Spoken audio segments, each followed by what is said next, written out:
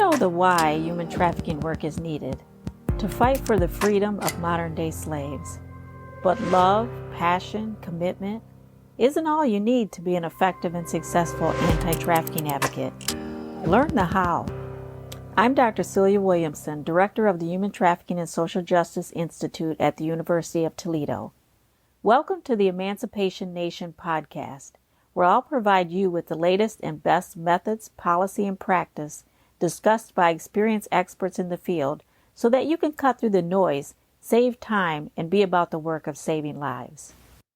Welcome to the Emancipation Nation, episode 177. Today, I have with me Keyana Marshall, who is an expert in the field of anti-trafficking work. And why is she an expert? Because she has lived experience and has turned that lived experience into something very pro-social and positive.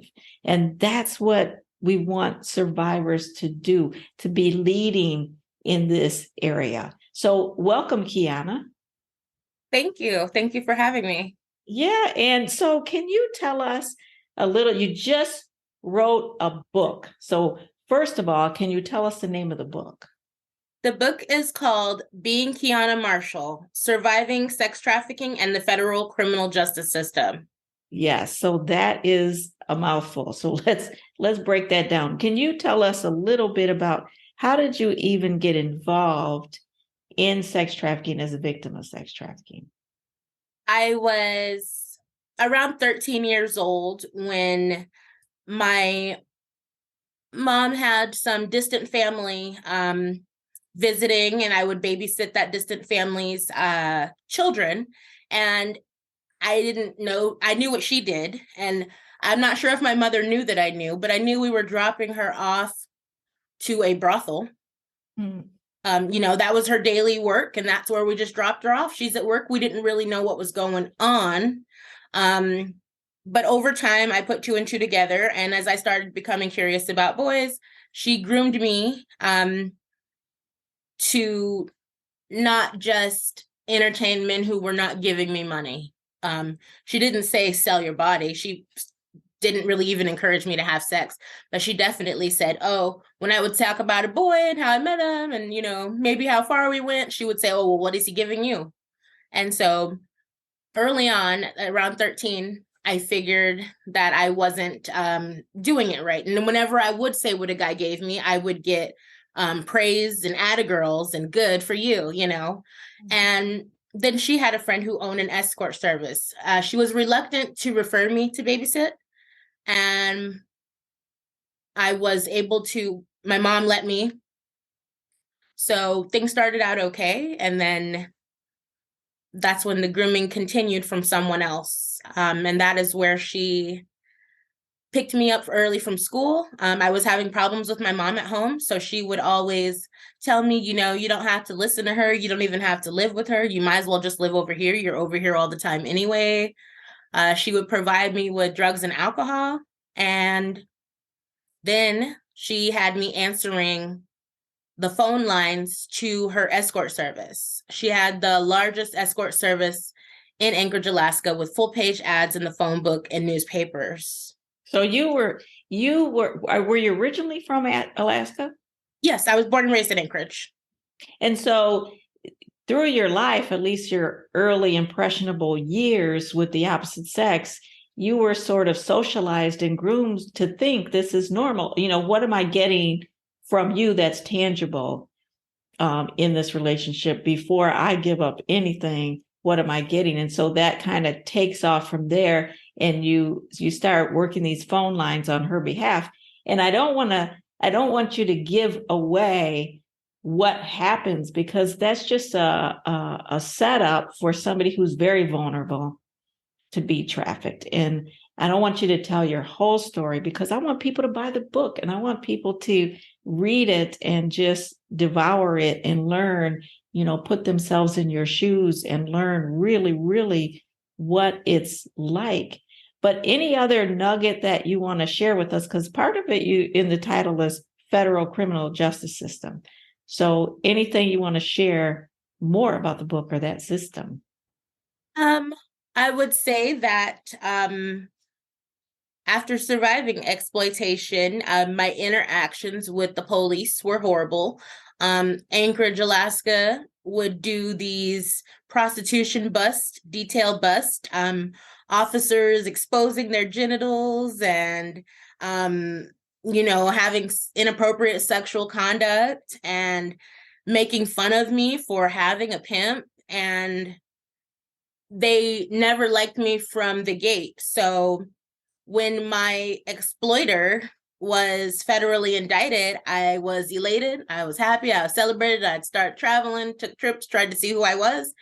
And that lasted a short 6 months because after I was indicted for Wow. conspiracy and my own exploitation. And so, wow, we've started to have these conversations about real system imposed trauma. People that don't get it, going well beyond trauma informed care.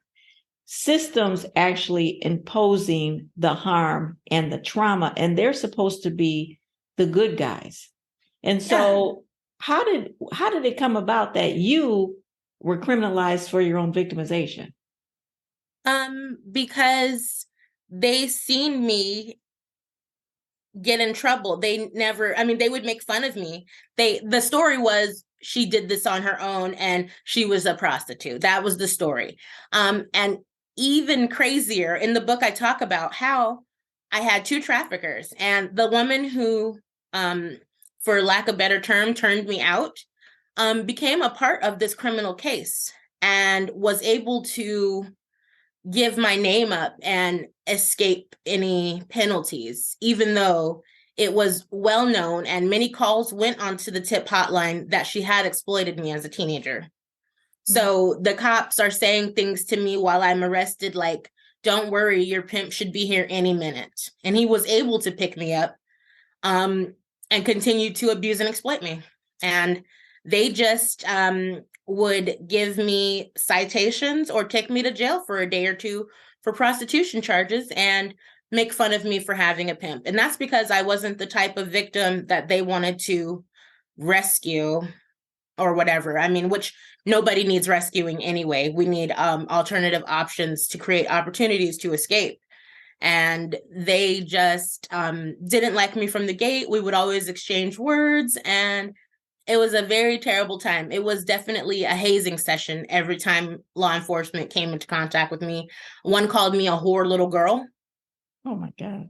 So, so they became a part of a system that exploited and traumatized and re-traumatized through their exposing themselves. Come on. And talking to you harshly, you as a young person who has just been a victim of a felony crime. This is sad, but I'm glad that you are saying this on air because people need to know that, I wrote an article about some police officers, some, not all, but I wrote an article about some police officers and what they're actually really doing, and so we need to have those conversations about systems that re-trigger, re-traumatize, and also victimize people. This is, so can you tell me, and let me just mention that you had enough self-esteem to say something back,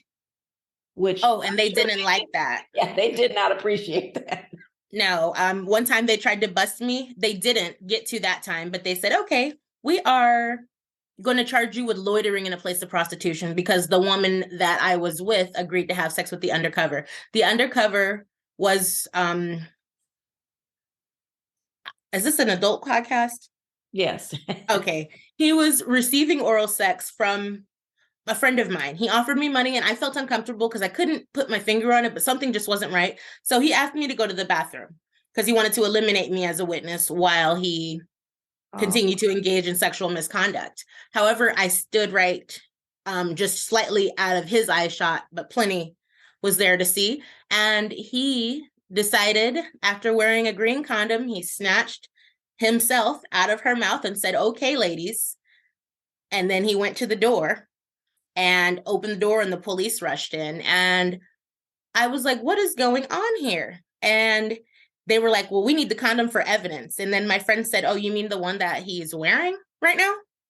Wow. Wow. And he also gave me alcohol. So I told them, I am 18 years old. Your undercover officer just gave me beer, so I don't want to answer any questions under the influence. And he didn't get in any trouble. And I had to argue my way out of a loitering charge when I didn't even do anything. So that was a very rough time in my life. My family couldn't understand what was going on with me. Police were not exactly the heroes in my situation. There wasn't any preventative care. There was just belittling and stuff like that. So when I got in trouble, I told my public defender, this cop has exposed himself to me and called me names. I don't feel comfortable with him leading this investigation. And he was like, well, is it going to be a problem? And I said, yes. And he was like, oh, I was just asking you. He's still going to do it. Oh, wow. So no voice, no choice, no power. And so, Keyana, how did you move from that situation and those situations to, did you ever go to jail or to prison? Yes. Oh, yes, I did. I went to federal prison, and I went in December 2009, and I was released in March 2012. And then I was placed on probation for 3 years. Hey, I want to break into this episode for a moment. I want to remind you that survivors of sex trafficking experience trauma as a result. Trauma-informed care is something we learn so that we don't re-traumatize victims. However, trauma-informed care will not lower someone's trauma. We have survivors that need to heal inside. Most quality direct service workers connect survivors to needed services like healthcare, housing, legal services, and more. But these services, while necessary, won't address the internal trauma. Even when we connect them to trauma treatment counselors, they spend about an hour a week addressing traumas that have taken over their entire lives. They need so much more. Connecting someone to needed housing won't fix the brokenness inside. Arresting their trafficker allows them justice, but it won't heal the internal pain. Linking them to a lawyer won't take them to a place of reclaiming their freedom and experiencing genuine joy. Walking alongside survivors to provide support, nurturing, love, kindness, and to build relationship is critical. But they also need the tools to regain the power, choice, and voice internally. Healing the internal pain requires survivors to do the internal work. I've worked with and studied the issue for almost 30 years. I recently wrote a book outlining the 12 journeys that survivors need to go on to heal the trauma and to live the life they truly want to live. I'd love to train you to be a group facilitator leading survivors toward the internal healing they need. The training is the TNT Survivors Journey Group. Let me train you to facilitate these important groups and put survivors on their path to living the life they want and experience the freedom and joy they deserve. To learn more, go to my website, CeliaWilliamson.com, and watch the free webinar to learn more about the course. I look forward to training you and helping you help survivors to heal. And now, on with the podcast. And so in February 2020, I was indicted for a failure to register as a sex offender because I did not understand the laws of the sex offender registry that I was initially told that I wouldn't have to even be registered with. And so I got a failure to register charge in 2020, and it was during the pandemic, and I spent an additional 11 months in federal detention. So I am now 34, and this original case happened when I was about 21 years old. And all these years later, it's still coming back to haunt me. It's still traumatizing me. It's still limiting me. And I can't be the best me that I can be because I've got all of this traumatic legal baggage. So you have this felony on your record. You have this sex offender registry that you have to report And why are you on a sex offender registry?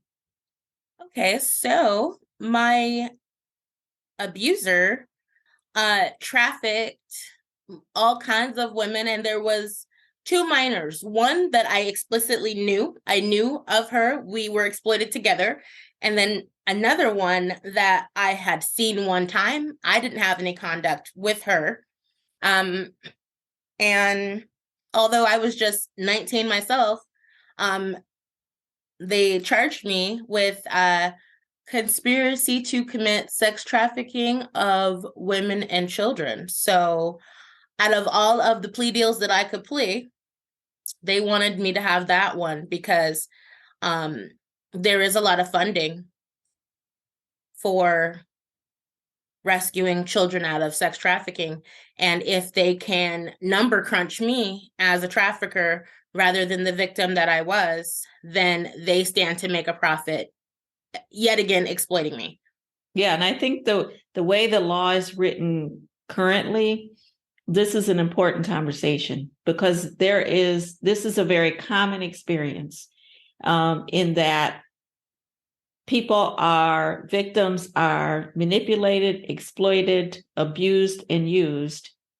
And then once they turn 18 and they're still under the control of the trafficker, though it may not be physical chains like people like to think of the cartoon version of trafficking, it's more emotional chains, then that person becomes victimized by the state. The state then prosecutes them and puts them in prison as a trafficker. And this has been happening, this collateral damage, what we call it, because people are zealots and they're running to their legislators and they're passing these laws and they're not looking an inch deep in how these laws are going to affect real people's lives who have been traumatized and victimized. It's another form of victimization and exploitation. And people are, their political career is skyrocketing and people are patting themselves on the back that they're passing these laws. But what's actually happening is they don't know enough about the fallout and what's going to happen to real people's lives like yours. So how does a Keyana Marshall go through all of this and then come out of it to help other people, not come out of it, wanting to hurt society, but come out of it wanting to help society? Tell me how that happens. I still have a very soft spot for trafficking survivors. I know what it's like to be right there. Even though, there may be competition with girls and attitudes, drugs, alcohol, and cattiness, but at the same time, we all shared an experience and that experience will never leave me. So if I see somebody that is experiencing it now, I still have compassion and empathy for them, and they don't have to live that way until they die, until they are killed, until they are considered NHI by police. And tell us what NHI is. No humans involved. And I don't know about everywhere else, but in Alaska, when a woman or man who was known as a prostitute is murdered, they call it NHI, and they say it's to keep the officers from having feelings. But when that person was not, or if that person was not known as a prostitute, then we're allowed to feel again. And so that's the dehumanization by officers, by buyers, and by exploiters. Mm-hmm. That person is a human being, and everybody and every interaction that they may encounter does not see them as one. Yeah, and it's ridiculous because let's just face it, anybody that's murdered is not called an NHI, but this is something that has actually been documented that is happening and has happened in the past. So, Keyana, you not only wrote a book about your experiences, but you also are involved in the work. So can you tell us about your organization? I know you started a nonprofit. So what's it called and what do you all do? All right. So the umbrella organization is called Restorative Community Concepts. And under that organization, we run 3 programs. One is called We Survived, and that is to provide resources and opportunities to survivors of sex trafficking.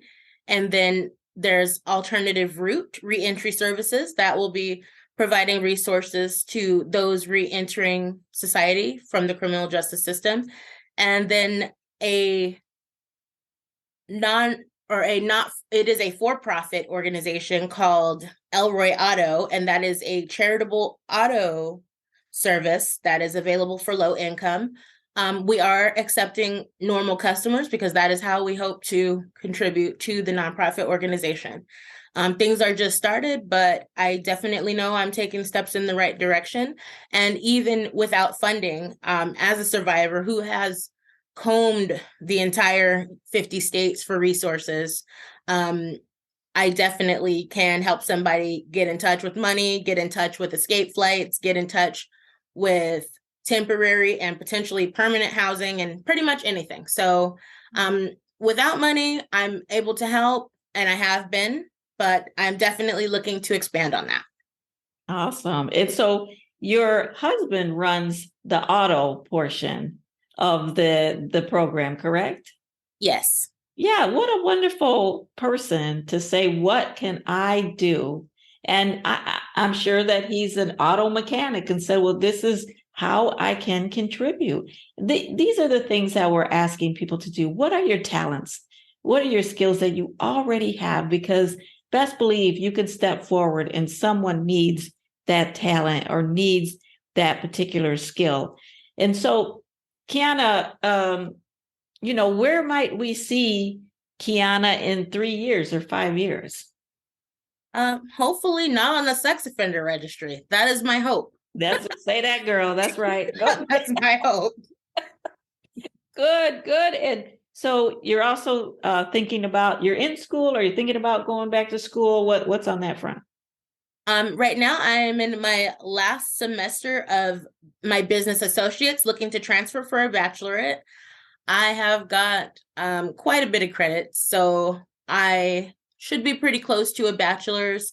I found a community college was like much cheaper, and I started off in regular college, and that was expensive. And I started college when I was still in the life looking for a way out. And so Uncle Sam became my sugar daddy, and I got all those student loans. And as did I. Then somewhere along the way, I got serious.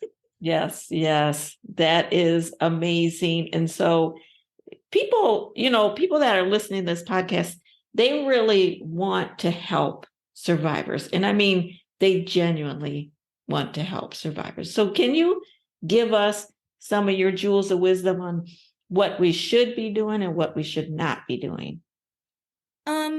I think that asking someone why they didn't leave, or viewing them or calling them a prostitute, judgment is just, even if you're going to help with an open heart and help with an open mind. If you're not prepared to give them more than their trafficker, then please leave them alone. Nobody wants to go into a van and then into a shelter where they're sleeping in a room with 5 other girls and you're giving them these clothes. The lifestyle that the abuser provides is maybe the only reason the girl stays. You see her on Twitter. These people are not being hidden in a dungeon. You see a girl on Twitter. She's got everything. She's got the latest handbags and the nicest clothes and shoes and a very nice living room setting to take a picture in the back of. And for you to take that away from her, that is all she has, is a mirror of success that is really, a lot dirtier behind the scenes and in the details. And so if you are going to give to somebody, give them the best that you can. Absolutely. We have to at least try to match our competition with something that is a nice, warm, safe place with good, genuinely authentic, loving people. That's how we compete. And Keyana, where can people find your book? What's your website? And do you do presentations? I can do presentations. I've done I'm pretty new to consulting work, but it has been going great. I was able to consult with the Department of Defense and some other organizations, larger organizations, So, so far I'm liking it. I'm loving it. It's paying great. I just need that consistency. So I am definitely open for presentations and consultations. Awesome. And what's your website, and where can they find your book? Okay, so if you want to go to Instagram, survivor_conversations is where the link to my book is. There's also TikTok, and that's I Survived Sex Trafficking. One word, except for there's no E in sex. It's I Survived SX Trafficking, all one word. And then if you look up Being Keyana Marshall on Google, it will show up on Amazon and everywhere else. And as for Restorative Community Concepts website, it is rcc.gr-website.com. It is new, and we are on those free websites. Awesome. You got to start somewhere as you're growing your business. So thank you so much, Keyana. Thank you for taking the time to really be on this podcast. I know you're busy. I know you're about your business. I see you on social media. I see you on LinkedIn and your business profile. So thank you so much for taking the time to educate us, enlighten us. And I do hope that you will get some support, that people will purchase the books, that people will reach out for you to give them an authentic presentation about your experience, but more importantly, about their systems and how their systems can do so much better. So thank you so much. And thank you for being in my home state, Ohio. So I just want to give a shout out to that in case people in Ohio would like you to do a presentation. But thank you again so much, Keyana, and much success to you. Thank you so much. And it's been a pleasure. That was Keyana Marshall. Her book, Being Keyana Marshall. Keyana said, work with an open mind and an open heart if you're going to work with survivors.